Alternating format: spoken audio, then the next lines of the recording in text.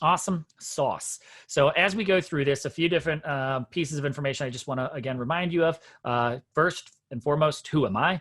My name is Daniel Dunworth. I'm a learning engagement and development manager for Pivot Point International.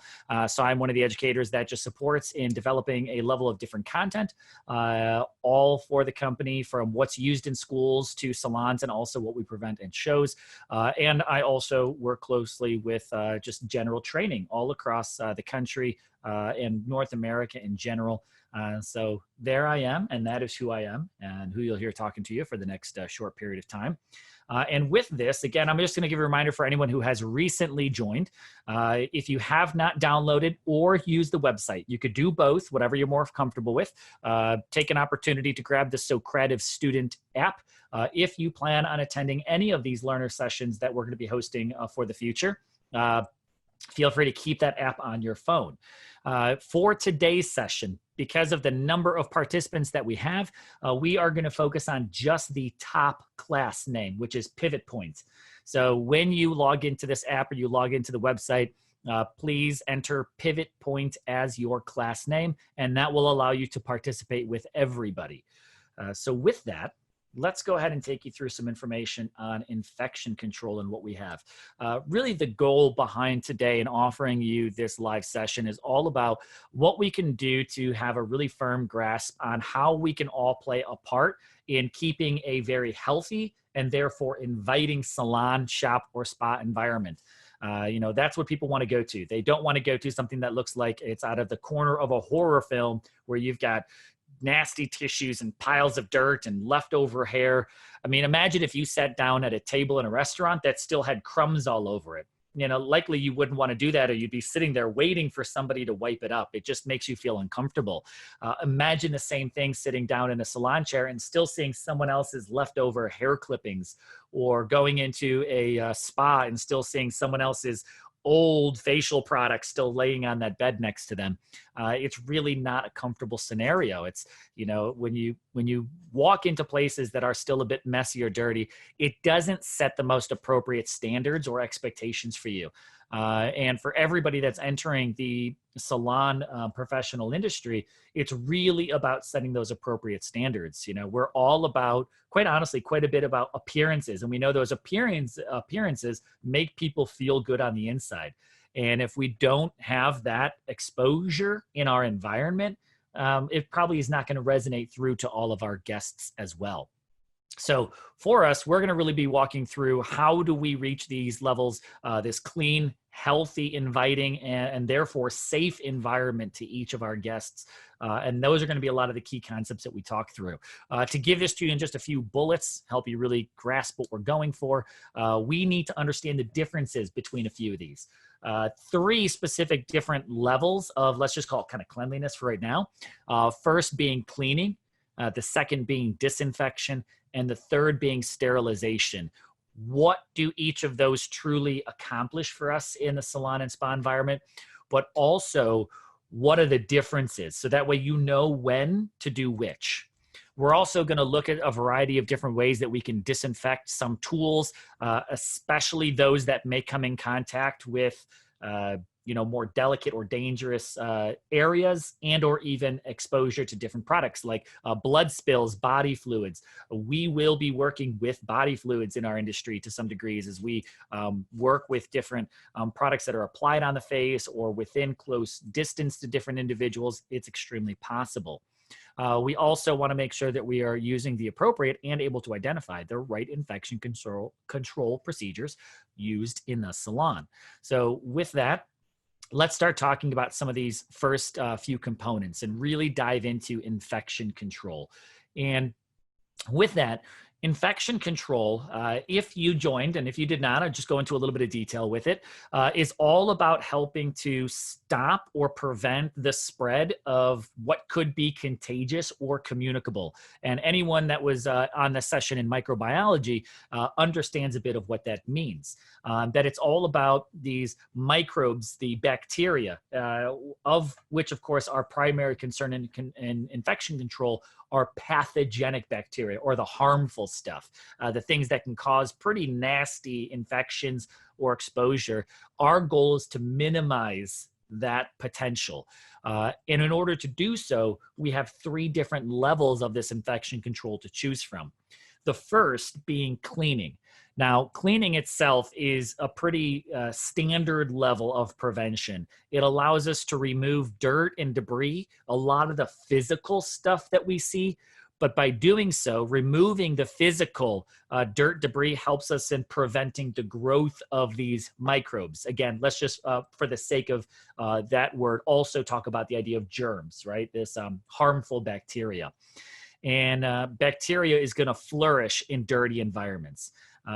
Every time that you want to just leave a damp, dirty towel laying on a station, that is a breeding ground for bacteria. I mean, it could just be just straight up nasty, guys. Like those damp towels, especially if there's any heat to them, like leftover steamed ones, like that is just like for bacteria, like that's the Netflix and chill kind of environment. Like that is what's going to say, like they're all about reproducing right there. That bacteria is going to grow. It's going to flourish. It's going to get nasty quick.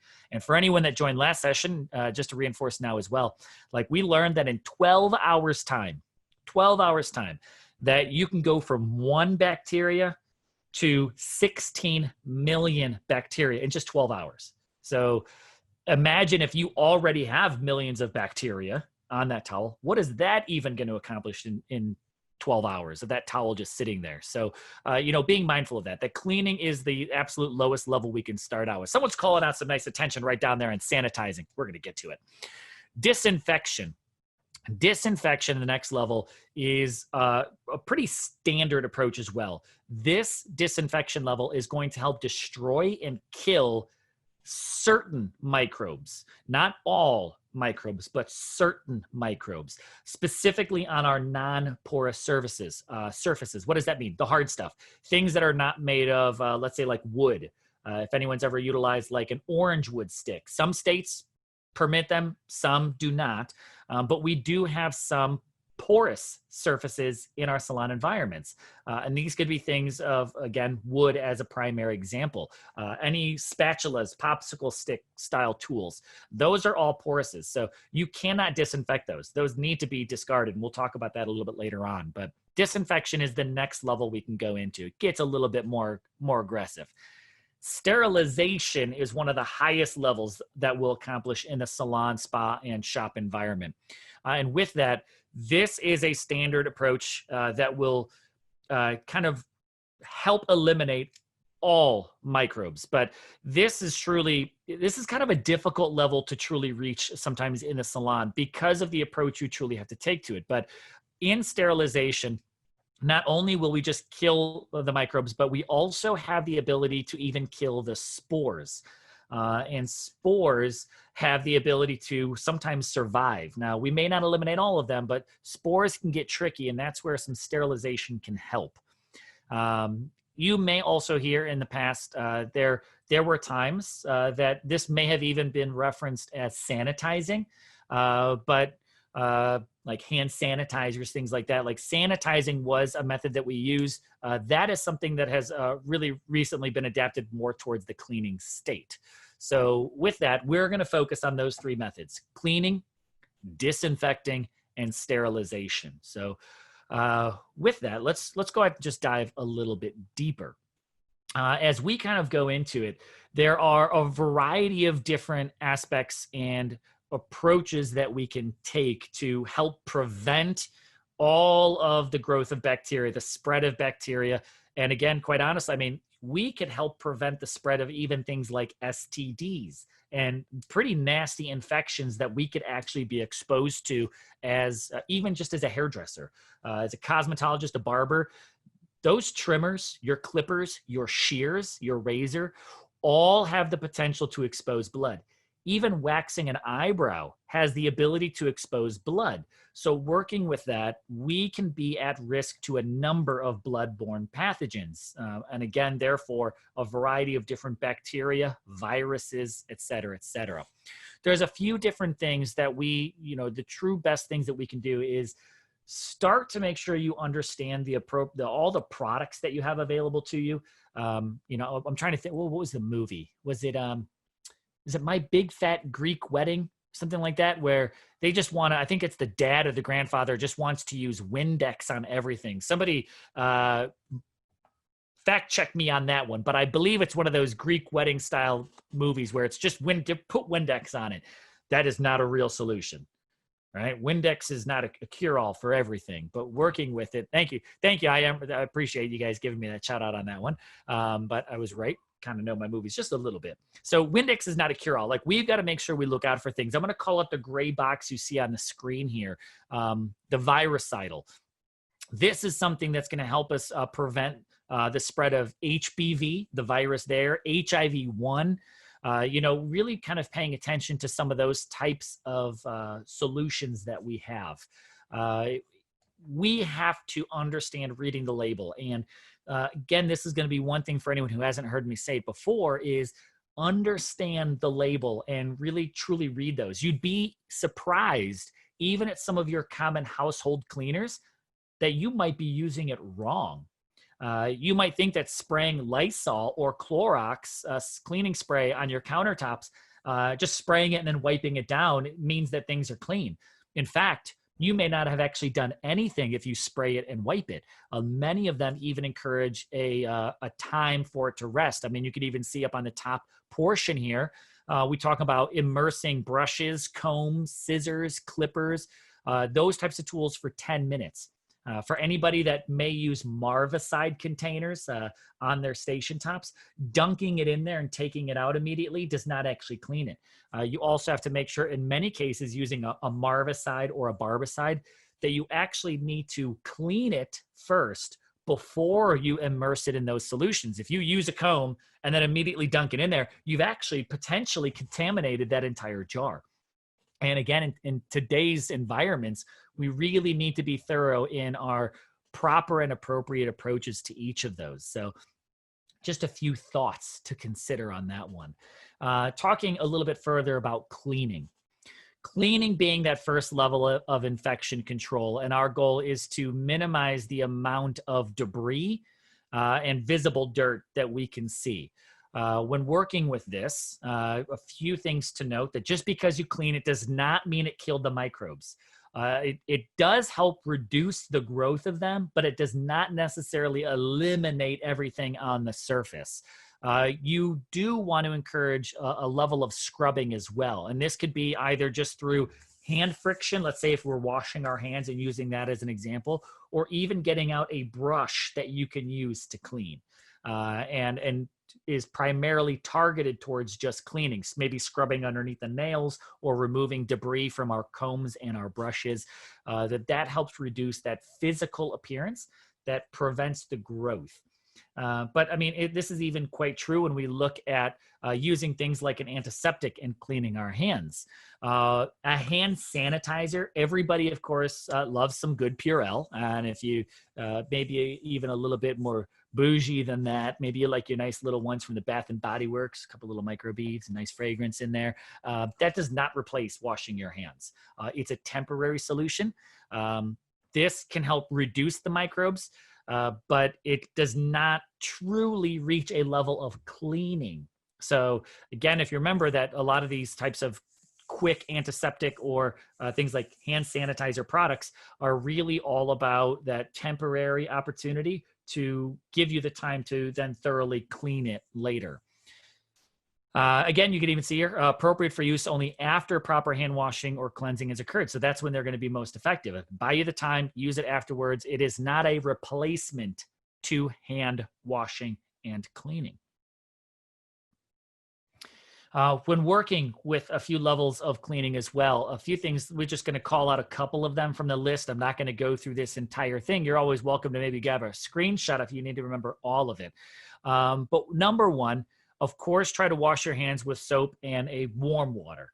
It doesn't have to be scalding hot, doesn't have to be freezing cold either, but use it at a temperature that you're comfortable with, and make sure that you're actually using soap. Again, using a hand sanitizer and water is not the same thing. Using water alone, if you're one of those cheaters, and you know if you're a cheater, maybe you've been in a public bathroom and you've seen people that, after they go to the bathroom, they go to the sink, they turn the water on and they kind of fake it. Like they put their hands in the water and that's about it, but they don't actually go for the soap. maybe they're like a real cheater and they just turn the water on and they don't even put their hands in it. Kind of turn it on, they sprinkle their fingertips in it and they just shake off and they go. That's not doing anything. I think that's pretty obvious, but it's definitely not doing anything. Of course, another thing that can be a big factor, and you may not really even realize it, but freshly laundered clothing. We are exposed to people that may be coughing and sneezing. And if you think that only gets on your skin and that you can wash your hands, that's it. I mean, think about every time that if you do it appropriate, you cough or you sneeze into your elbow. Where do you think that those germs are chilling? If you got a long sleeve shirt, they're right there in the fabric. And it's not like you coughed and sneezed in your elbow and those germs don't do anything. They are lingering right there. Like that, they're there. They're waiting. They're spreading. They could even be moving across your fabric, just waiting for the opportunity. All you got to do is maybe you just go, you just wipe. Maybe you'll go get a little pizza sauce. You know, who had my pizza sauce earlier today, and they just do a quick wipe. Well, boom, they just transfer those germs. So when you're coughing and sneezing your elbow, wash your clothes. You know, it may seem pretty weird, but you know, laundry day is important in this prevention. As of course we've all probably heard, you know, avoid touching your face, mouth, or eyes. Don't place tools in your mouth. Sometimes you see hairdressers, especially, they got the little bobby pin, they stick it in their mouth, you know, just to hold it for a quick minute, and then they pull it out later and put it in the hair. That's nasty. Okay, let's just all agree for a minute. That's nasty. Don't put it in your mouth.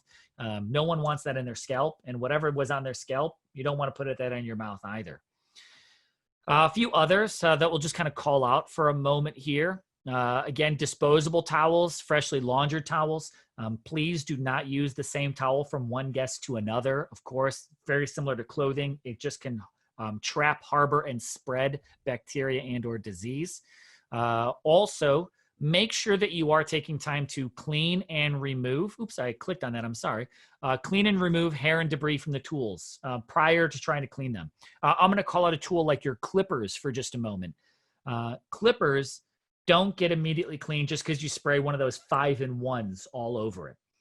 You need, get in there with a brush, clean off the debris, use a cleaning agent, store it appropriately. Don't think that just because you gave it a quick spray with one of these, 5-in-1 cure-alls or Windex, that is appropriate and it's there. Make sure you take the time to clean in between the grooves, the nooks, the crannies. And again, of course, sweep and vacuum if you need to. Any hair clippings from the floor. Not only are they a slip hazard, but again, they're damp. They're, patches of hair that can just harbor and allow bacteria to grow and flourish. So especially, and I'll say this just from the exposure of walking into salons all across the world, is sometimes you see hair that gets swept and just kind of pushed into a corner. Take the time to sweep it up and put it into a proper trash bin with a lid.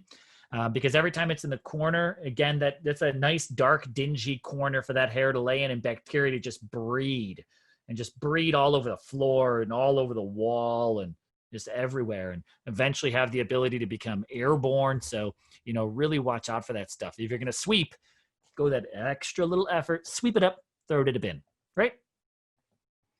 A couple other reminders as we go through this. Like I said, I'm not going to call out every single one in here, but talking about garbage, make sure you take the garbage out on a pretty regular basis. It doesn't have to just be at the end of the day, but when it's full, or also, of course, daily replace those. Clean your shampoo bowls. Make sure that you're not reusing your drinking cups. Either make them disposable or take the time to thoroughly wash them. A rinse out is not always going to be a solution. Taking the time that when you're in the salon, future hairdressers, I'm going to be the bearer of bad news for a minute. But when we go into the salon, it is typically our responsibility to make sure our entire environment is clean, which means, yes, as a hairdresser, I'm going to be cleaning some toilets. I'm going to be scrubbing some bathroom stalls, cleaning the sinks, refilling the soap, because just as much as my guests will use it, I'm going to have to use it too. And it's best to just take the energy to keep it clean at all times. And I mean, this may sound crazy, but don't use a salon for cooking, and probably not for living either. But I will tell you a true story, people. I have walked into a salon, and in their dispensary sink, they had raw chicken soaking in water, defrosting. They were going to be barbecuing it for an afternoon gathering, like in their sink where they rinse out chemicals, the sink was filled with water with raw chicken breasts and legs and thighs just floating in there. I went elsewhere to eat that afternoon. But, you know, maybe apply a little bit of Captain Obvious to it, right? So working with that, those are a few things, of course, we just want to consider. There's, of course, several others, but I'm going to focus on just some of those key ones and some of the weird ones even I have walked into and seen myself. We also want to consider ventilation in our environments. Temperature of the room. Of course, anything that gets too hot could also harbor bacteria in the air around us. Ventilation that helps filter all of that stuff out is important. We also, for anyone that's ever worked in an environment that also does nails, you know how sometimes those smells can linger and be there for a while. Factor that also can be the same and also true about bacteria. So really kind of working with that and ensuring that our air is just as clean. And that doesn't necessarily mean open up the doors and you're going to get fresh air. You need to create appropriate circulation, and ventilation is just as important, not only for your health, but your guests, right? So with that, you know, that's just a little bit about the idea behind cleaning. And very basic level, but something that we all are fully capable of doing. So I'm going to ask you guys this quick question just to find out if you're capable of achieving the cleaning level. So if everybody would take a moment and please switch over to the Socrative either app or website, whichever one that you have chosen to use today. I'm going to go ahead and open up mine as well, and I'm going to go ahead and share my screen for each of you. We're going to do a quick little survey question. Are you capable of accomplishing the cleaning level? So I'm going to go ahead and offer you up a true or false question here. And I'm going to give you a moment for everybody to go ahead and just log in and load up. I haven't even, look at it, somebody already jumped on true, and I have not even asked the question yet, although you may have assumed it was. So I'm going to reset this for just a moment. So allow me to reset it. Here is the question. My question to you is very simple. Do you know what soap is? All right. Let's just say yes or no. Consider this your true or false. I know what soap is. True or false?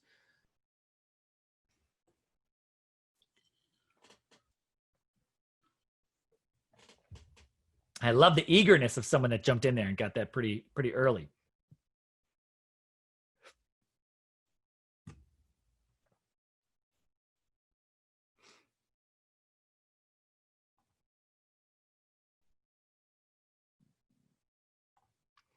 So with that, we've got a number of our students that are answering it. And I know, again, as some of you may kind of go through and utilize that. Oh, sorry, I apologize. I took my eyes off the chat for a minute. What is the room name? The room name, again, is Pivot Point. Thank you, everybody that started posting that and answering that for me. I truly appreciate that. So I'll give a few more minutes as some of you were looking for that room name.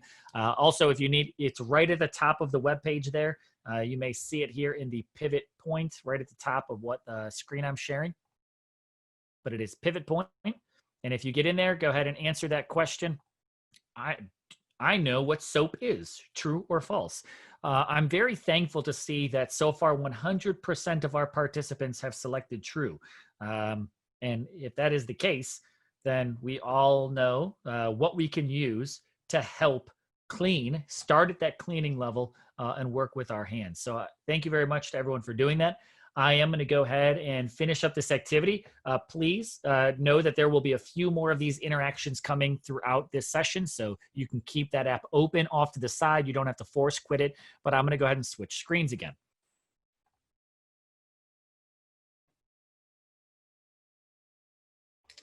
So let's shift gears and talk about this next one. And Kenneth, I just saw the question. I'm going to go ahead and just post this one more time in the chat. You can go to Socrative.com, or you can download, right? We can DL the Socrative student app from your, from your app store. Once you go into there, did I just send that over to Kelly? I apologize. I just sent that to you privately. I meant to do this for everyone. So let me try that again. Socrative.com. or DL, download the Socrative student app from your app store. Once you do either of those, the room name, all right, I'm gonna go ahead and post this one more time. Room name is just pivot point with no spaces in there. So those instructions are in the chat for anyone else that may want to participate in the future ones. I'll definitely have more of those opportunities coming up. But let's talk about some disinfection. So working with disinfection, this again, we started at cleaning. We're now going to step it up a notch, and we're going to go to the second level of infection control, disinfection. This standard requires products to actually be able to kill, not necessarily all, but certain microbes, specifically on non-porous surfaces. These are going to be things like our hard, countertop surfaces, even things like combs or shears, glass, porcelain, stuff like that is going to be more of our non-porous surfaces. This, I would probably say in a bucket, probably includes actually most of the tools that we probably use as a salon professional. The only thing, I'm going to call out one specific product or type of product that would definitely not fall into that category of non-porous. It's anything that you use that may be wood. Now, that includes certain things like those spatulas or tongue depressors, popsicle sticks.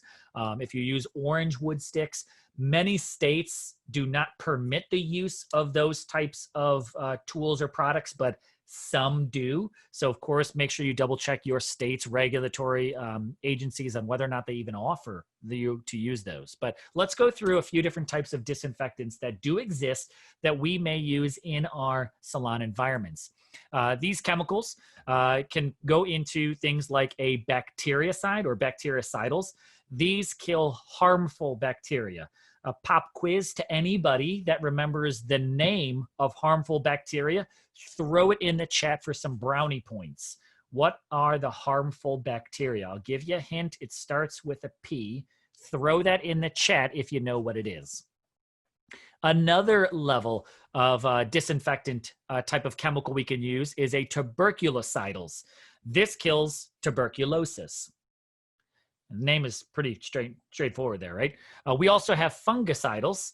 This destroys fungus. A type of fungus that we may have is ringworm that we can be exposed to. Yes, ringworm is a fungus. And brownie points, I'm going to give the shout out here to those that posted to everyone.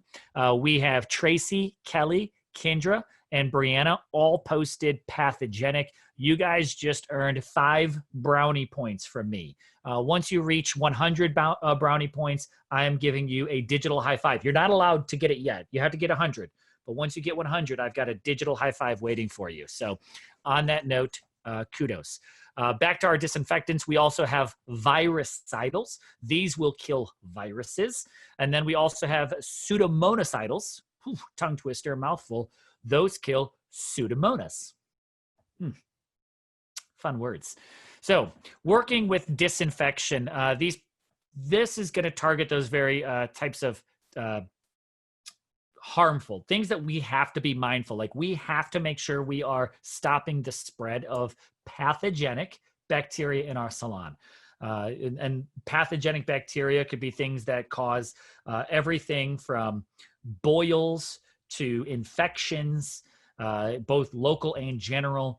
Tuberculosis, of course, we don't want any spread of that. Fungus, ringworm, right? You do not want to be the cause for the spread of ringworm, which again could be like also a nail fungus or ringworm on the skin. You don't want that in your salon and be responsible for that. Viruses as well as the Pseudomonas.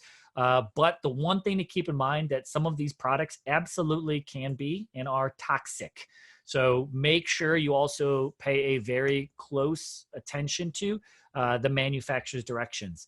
Many of them may even offer sometimes like a pleasant fragrance, but don't be one of those people that's just you're going around spraying it and you're like, oh, it smells so great because you are huffing in toxins. But we know those people that smell great things. That's why I think they had to stop providing those scented markers in schools, because it's people like you that just will huff anything that smells great. But these ones are toxic, so be careful.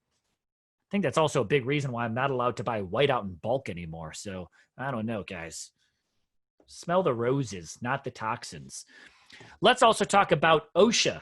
OSHA, or the Occupational Safety and Health Administration. Most likely have heard of OSHA if you've ever had a job or been in an environment. But working with OSHA, they help enforce and regulate the safety and health standards in our workplaces. They do require that employees are informed, that they are aware of what all of this information is there.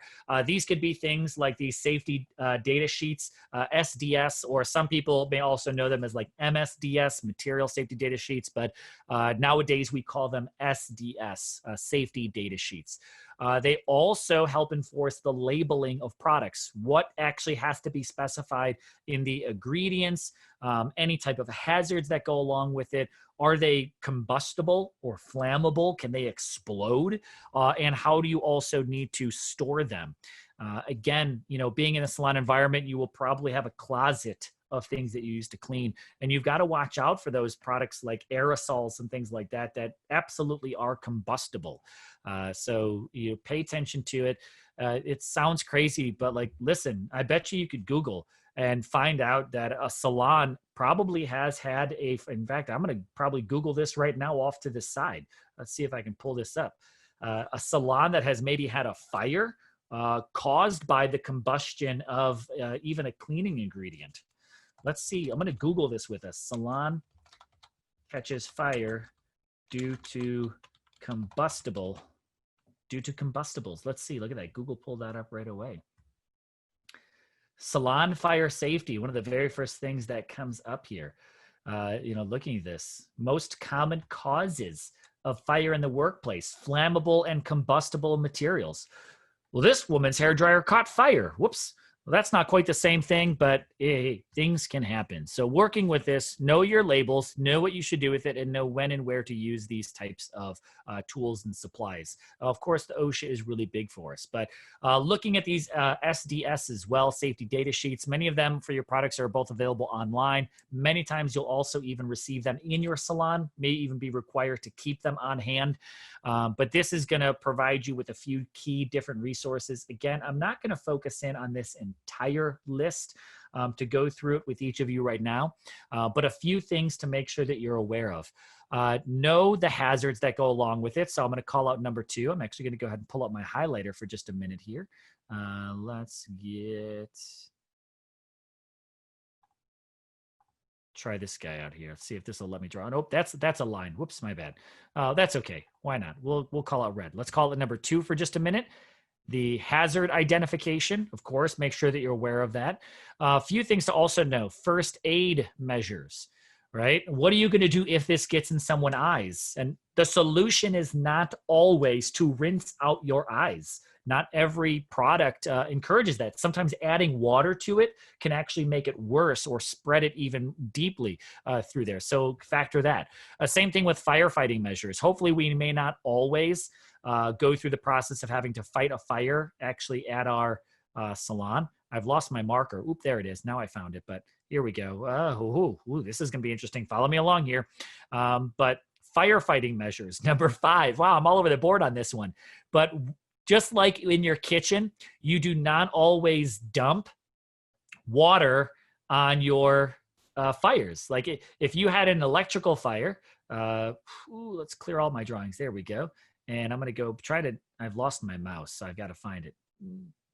There we go. Mouse. There it is. So fighting fire, if you had an electrical fire, granted, this doesn't go quite along with the whole SDS, but if there is an electrical fire, you wouldn't dump water on it as well either. So when working with it, same thing, keep in mind that there are some chemicals that will not mix with water that actually could cause a larger spread. So factor those into it. Other things you may have to factor in, the toxicology. Is this going to be something that you need to make sure you keep out of the reach of people from drinking? And you may think that sounds crazy, everybody, but we also have the generation on our hands that wanted to take on the Tide Pod Challenge, right? So let's be mindful of this, that people will try to eat and drink things. So watch out for that.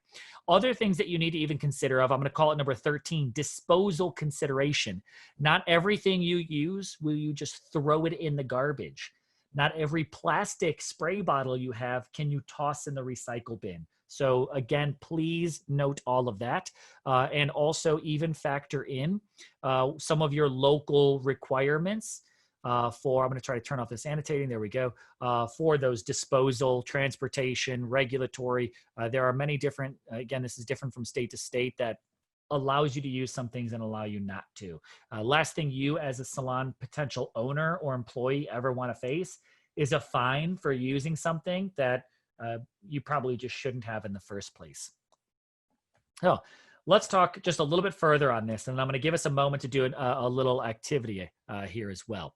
When working with the idea of efficiency, efficiency is the ability of any of our products that we are using. In this case, we're going to be talking about cleaning, disinfection, and sterilization.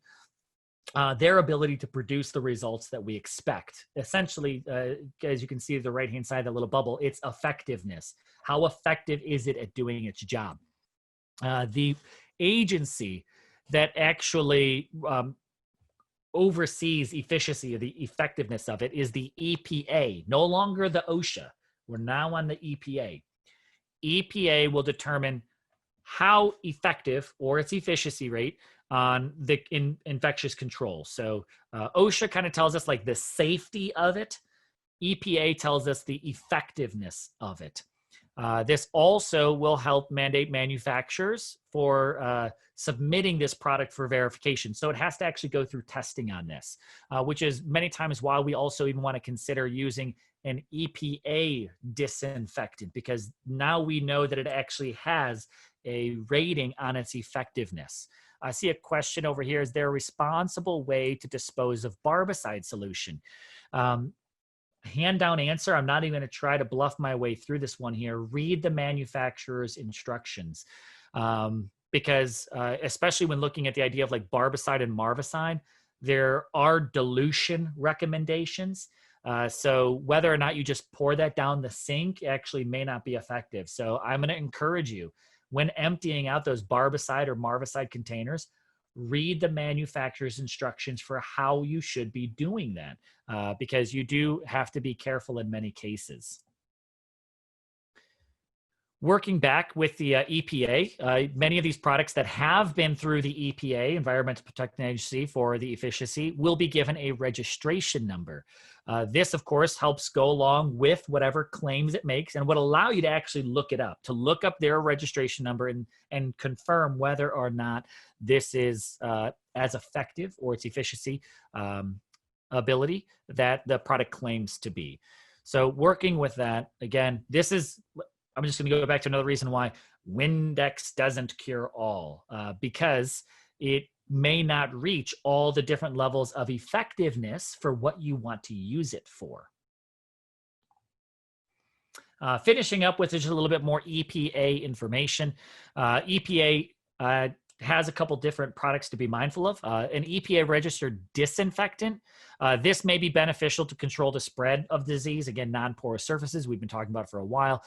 They're typically, when you're talking about EPA registered disinfectants, they're good against things like salmonella, right? Staphylococcus type of bacteria, stuff like that. Many times these are considered like a broad spectrum disinfectant.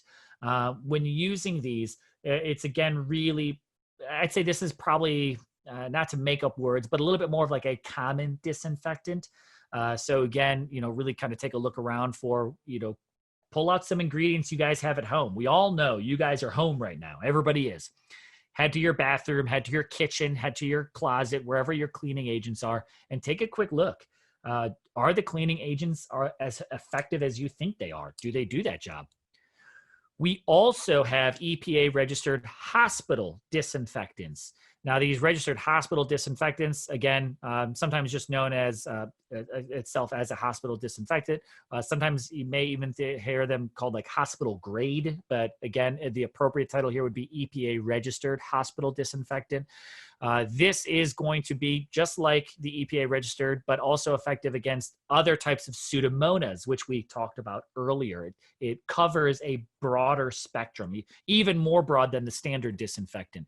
When looking at this, a major turning point for these EPA registered hospital disinfectants is these are the ones that you must use because they are effective against exposure to blood or body fluids, which is why many people lean towards these EPA hospital disinfectants for a lot of the cleaning. But also keep in mind that it's not always necessary for every cleaning job that needs to be done. These are really designed for the exposure to blood or body fluids. So final note, and then I'm going to turn you guys loose on a quick question here in Socrative. So be ready. One final alert: bloodborne pathogens. These guys are ones that, of course, that can spread disease throughout our entire body, causing both local and general, or someone mentioned earlier today, little and giant infections. And also when working with OSHA bloodborne pathogens. Any type of OSHA bloodborne pathogen, when you see OSHA saying this is what you need to do when blood is exposed, this will require the use of those EPA registered hospital disinfectants. You have to make sure you're using that. Using a standard EPA disinfectant will not get the job done. You're very misled in possibly thinking that you might be like, oh, this is an EPA disinfectant. Let me spray this on this tool that just came in contact with blood, like my shears. You're actually not doing the job. You're really having a false concept that is going to be clean and ready to use. So watch out for that one. But on that note, I want to just give you guys an opportunity to process and download some of this information. So if you would please, let's go ahead and head back to Socrative. And I'm going to share my screen again over on Socrative. So again, for those of you that are there, let me pull up Socrative. We'll share this app. I'm going to give you a quick, short answer question in this case. And there's no right or wrong, but here's the question. Please list 3, I'm going to make that more simple. 2 takeaways from what you have learned about OSHA and the EPA. That's it. So you can choose any 2 things. I'm going to open up these responses. I'm going to go ahead and start this activity. So now that that's up there, again, once you're in the Socrative app or website, again, the room name or number is Pivot Point. If you can go ahead and just list any 2 things that you've taken away from the couple of concepts and ideas that we just walked through. What about OSHA? What about EPA? Any 2 things of your choice. I'm going to give you guys just a few moments to do that, and then we'll pick up and carry on.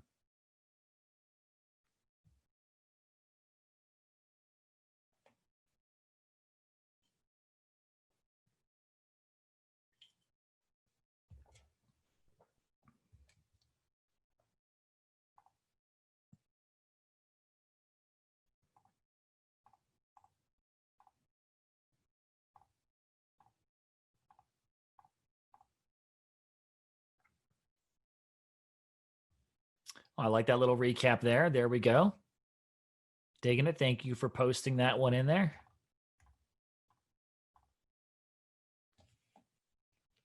I'm going to keep an eye out for a few more. I know this is an answer one, so might take you a moment to kind of type a few things out. Oh, you know what I'm really going to do? I'm going to mess with all of you. I'm going to hide these answers so that way no one can copy ideas. Original content. And I'm going to be surprised when I get to read them all. It's like Christmas morning for answers.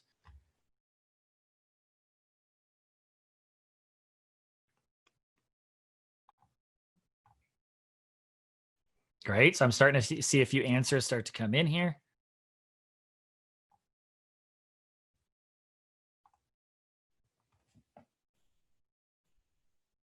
Got a few more coming in. So awesome sauce. Excuse me.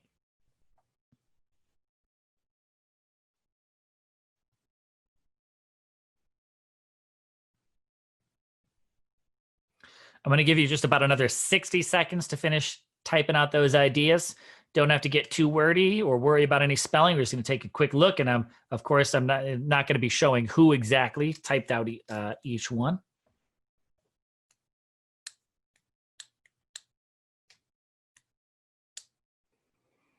All right, so we've got a number. I'm going to go ahead and just start to show some of these answers as they're starting to trickle in. We can keep letting them come through here. So OSHA protects us with the SDS sheets. EPA equals effective. I like that. Really nice. EPA measures the efficiency. OSHA provides SDS. Awesome, awesome. Efficiency is what the disinfectant kills. EPA determines efficiency. Yep. OSHA requires SDS to protect workers. Nice job. OSHA handles safety. EPA handles the efficiency of the product. Awesome. OSHA SDS. EPA registers effectiveness. You guys have got a common thread going on here. I understand what the EPA is now, and I like there is a rating. Awesome. Very, very cool. EPA monitors and regulates products. OSHA regulates proper use. Awesome sum up. OSHA makes the workplace safe. EPA regulates how effective a product is. Yep, looking good, looking good. Disinfectant kills most bacteria except bacterial spores.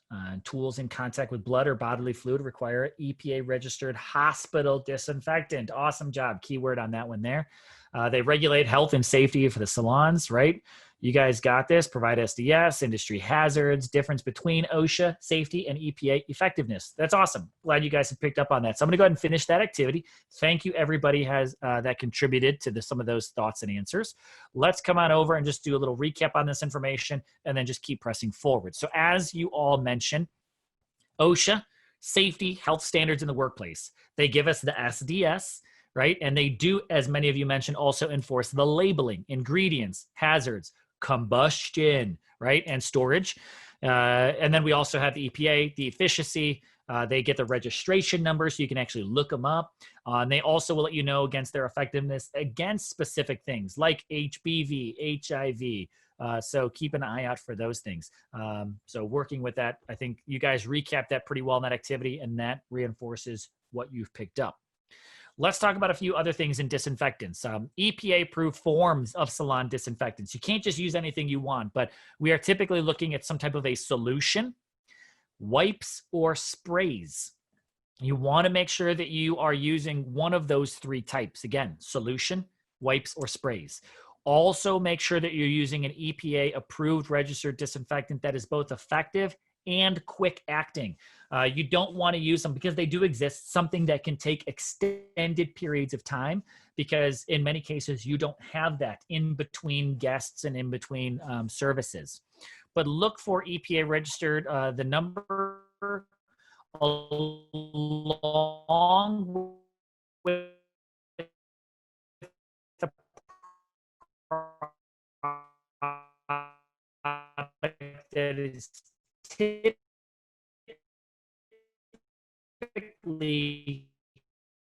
including these four categories in the ministry. That has all four of those included. That's going to be one of your best bets. But let's take a look at a few additional ideas. Again, not going to walk through each and every one of these, but things like considering your brush or comb disinfectant. So many people do this wrong. I'm going to be quite honest with you. So many people do this wrong. First and foremost, make sure you actually get rid of all the hair from the brush or comb. And I'm going to be a stickler on that. All the hair. Every strand of hair that you leave on there has the potential to still trap and harbor and spread germs and bacteria. Make sure you're actually washing those combs and brushes with soap and water first. You actually have to wash them, all right? Clean them. Rinse and dry them, and then immerse them completely in a disinfectant solution. And of course, follow those manufacturer's instructions for it. So many people go from client to semi-removing the hair to immediately dunking it or immersing it in a container. They completely skip the wash and the rinse and dry. So when working with that, make sure you're utilizing that. Really good question, what type of soap? That soap can typically be your standard cleansing soap, the same as which you would use to potentially wash your hands, or maybe even a little bit further into some form of like a Dawn might be okay. But of course, you have to be careful. A lot of the times, like an antibacterial could be absolutely helpful on that one. So when using that, probably either some type of a liquid or foam soap that you can wash it effectively. You know, don't get out a bar of soap and start to scrub things, because that's not going to be effective. But many people go from, they just take, the hair, they scrape it all off, and then they go, okay, here's my Marvicide. Or if you've got a comb in your hand, some people just go like this. and dunk it in there and think that's, or wipe it with a towel and dunk it in there. You want to wash it, rinse it off, dry it, then immerse it. Not only when you're done, but here's part two where people go wrong, is they reach into that Marvicide container. They just grab it with their hands, take it out and like shake it off, or lay them out on a towel and let them dry. You do not want to reach into it with your hands, because now you've contaminated that jar. The moment your hands went into that liquid, you've contaminated it. So use some type of a tong to work it out. Or that's why you find many Marvicide containers, the handle is attached to a pole that has a dish at the bottom that you can raise that up and then take the items out. So that's why that whole kind of bar plate system is in the Marvicide container, so you can pull it up, take it out. With that, then follow the appropriate manufacturer's instructions if you need to rinse and dry it. When you're done, then go ahead and store it and put it away. But I'm going to tell you right now, most people will complete the first step, remove the hair. Then they go straight down to the fourth step, immerse it. And then they go straight down to the last step and store it. And they've missed 3 out of these 6 steps. So you have done a 50% job in cleaning, and I would not consider that effective. The other thing we have are the disinfectant types. A few things that you might hear about are quats, quaternary ammonium compounds, quats, a bleach, or a tuberculocidal disinfectant. These are other types of disinfectants that you may find yourself using. Now, of course, when we say bleach, this is not the type of bleach you put on your hair. Neither is that bleach the type that you would clean with, right? This is more like Clorox bleach. With that, as we kind of go through those effective procedures, anytime that you're using a bleach, a quat, or any other type of tuberculocidal, make sure that you are following the manufacturer's instructions. Each one of those is going to be a little bit different, so there's no blanket statement that I can put out here. Just make sure you follow your standards as well as those manufacturer's instructions. Take a moment to really, go through it appropriately. Same thing like bleach. A lot of people use bleach to clean. A lot of people don't use it effectively and appropriately. So on that note, let's go ahead and keep pushing. Disinfect or discard. If it's disposable, throw it away. If it's multi-use, make sure you're disinfecting in between each time. A few ideas, things that are single-use, aka disposable. Your neck strips, cotton balls. Oh, if you're trying to reuse cotton balls, we got to talk about that. We just got to talk about that for a minute. Bobby pins. You send your guest home with those. Do not reuse those, because they do come in contact and even scrape or pick up things like scalp flakes. Emery boards are not to be used from one guest to another. Gloves, any type of makeup sponges, pumice stones, which some states do not even permit those to be used, but like for calluses on the feet or anything like that. And again, any wooden sticks. Again, many of those items, many state boards regulate against the use of them. Non-porous items, again, are going to be things like your shears. You're not going to throw those away in between every use. Combs, any type of metal pushers, if your state permits it. Rollers, perm rods, color bowls, color brushes, stuff like that. So remember that any use of the non-porous reusable items to appropriately disinfect in between those uses. So with a few more disinfection guidelines, when going through it, make sure, we've already reinforced, not going to be a broken record in between each use. Follow the appropriate immersion. We've now talked about that. Use your barbicide and Marvicide appropriately. Be careful with electrical appliances.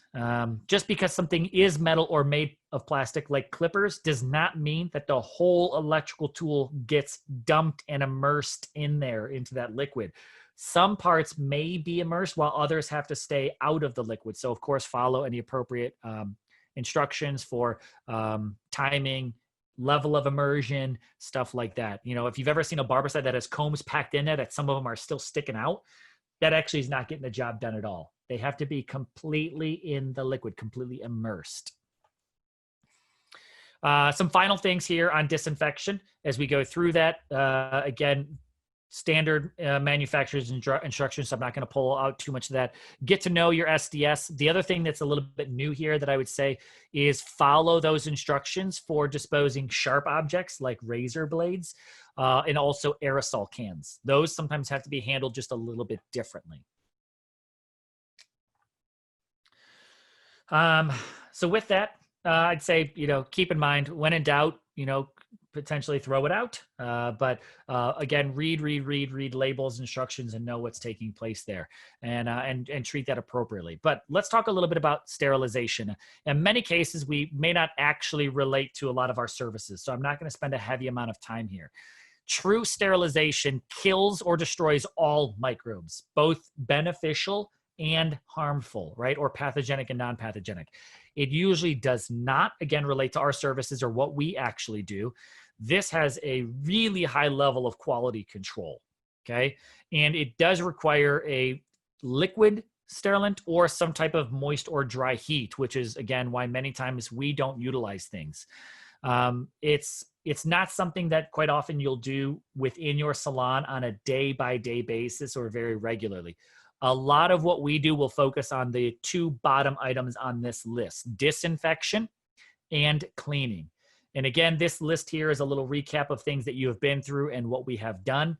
So just keep in mind, hopefully this has begun to really sink in and settle here for you. That one thing that we can do that is most effective, just to call these final thoughts out: appropriate cleaning and disinfecting of your tools, right?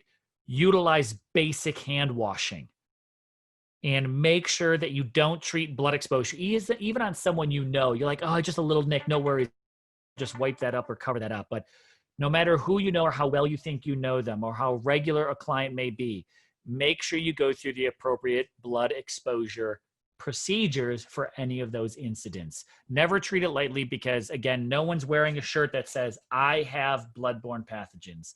So tread carefully. With that, I'm going to offer everybody one last activity for the day, and I'm going to have you guys complete a game and a variety of teams. So if you all would please open up your Socrative app or website one last time today.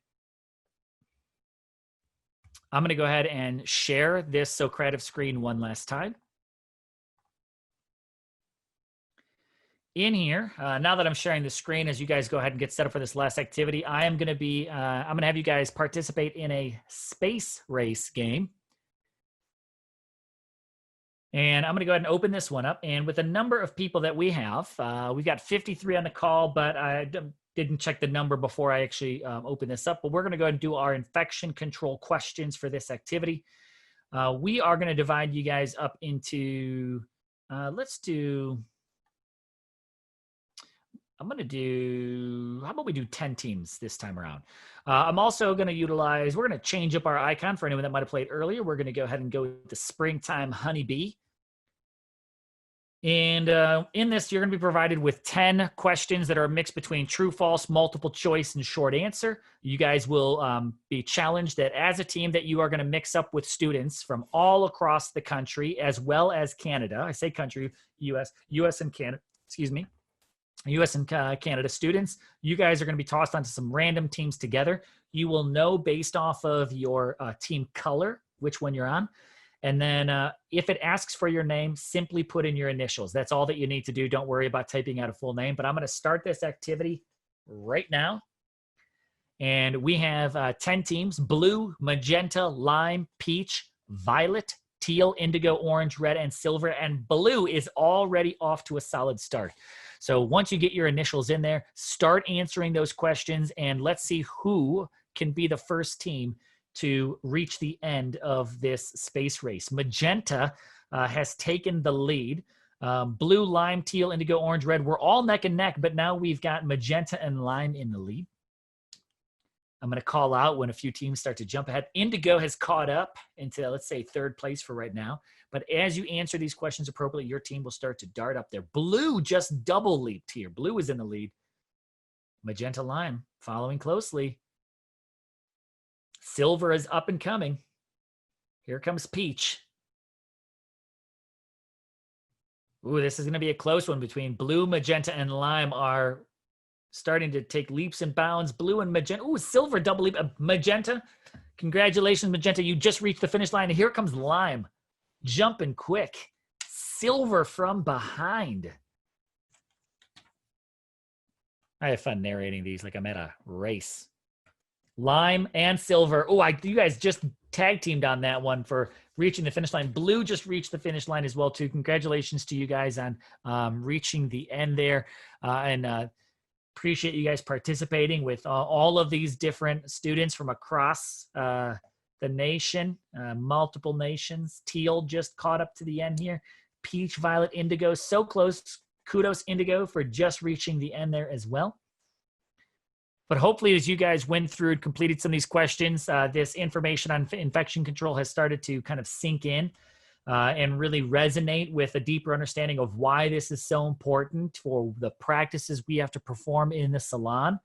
Again, I'm going to give another shout out to blue, magenta, lime, peach, teal, indigo, and silver for all being at the finish line right now. Violet and red and orange, you guys are also close to reaching that. So hopefully you will push through and get that in these last final moments. But again, thank you everybody for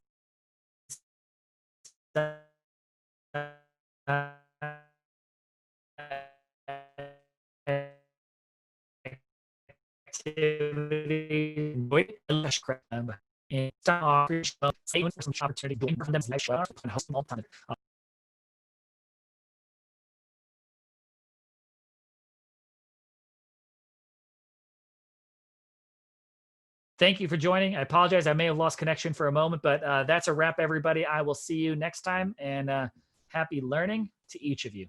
Thank you and goodbye.